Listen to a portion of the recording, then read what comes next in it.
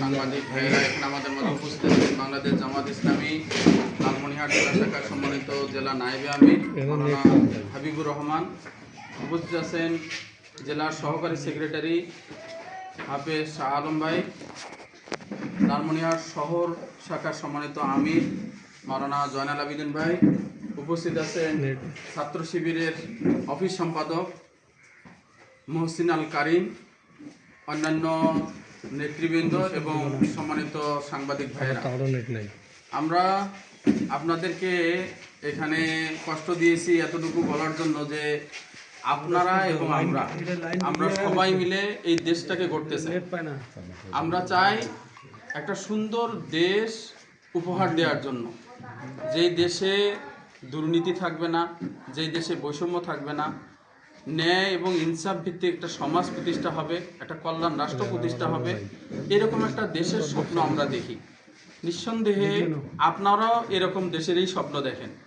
আপনারা আপনাদের যেই পেশাগত দায়িত্ব পালন করতেছেন, আপনারা শুরু থেকে আমার বিশ্বাস যে আপনারা চাচ্ছেন বা আপনারা চান যে আমাদের এই দেশটা একটা সুন্দর দেশে পরিণত হোক। সুন্দর দেশ বলতে আমি এতটুকু বোঝাচ্ছি যে এখানে কোনো অবস্থাতে যেন দুর্নীতি না থাকে, এখানে যেন ইনসাফ ভিত্তিক একটা সমাজ প্রতিষ্ঠা হয়, এখানে যেন বৈষম্য না থাকে, এরকম একটা সমাজ, এরকম একটা দেশ আমরা প্রতিষ্ঠা করতে চাই।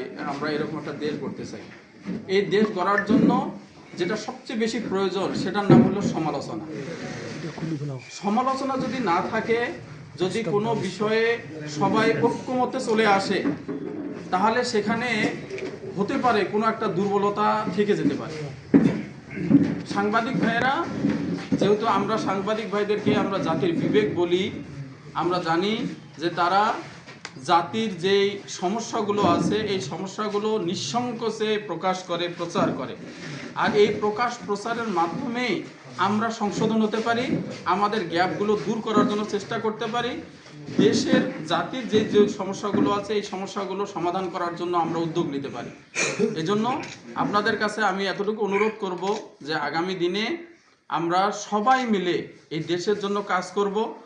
আপনারা এবং আমরা এর মধ্যে শুধু এতটুকু তফাৎ থাকবে যে আপনারা ভুলগুলো ধরায় দেবেন আর আমরা সেই ভুলগুলো সংশোধন করে সামনের দিকে এগিয়ে যাব।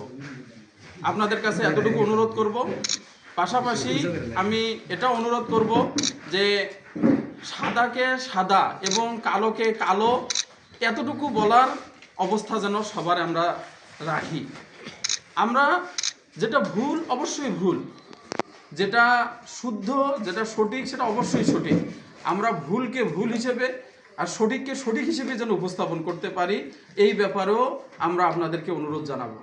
সর্বোপরি আপনারা এখানে এসেছেন, আপনারা কষ্ট করেছেন, এই জন্য আমাদের পক্ষ থেকে আমরা আপনাদেরকে ধন্যবাদ জানাই।